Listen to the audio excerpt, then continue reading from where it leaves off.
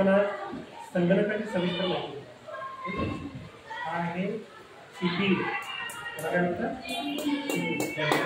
हा आहे मॉनिटर,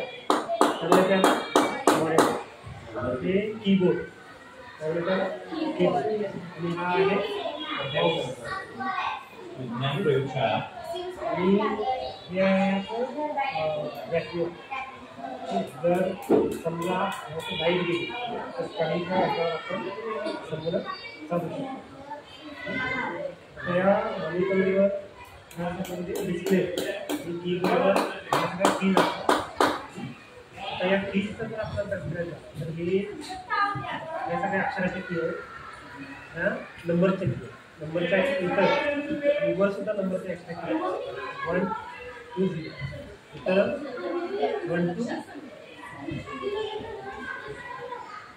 ठीक आहे 0 सगळ्या की.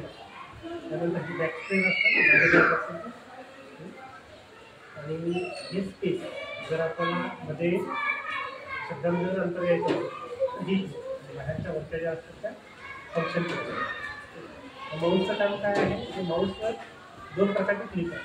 हे असते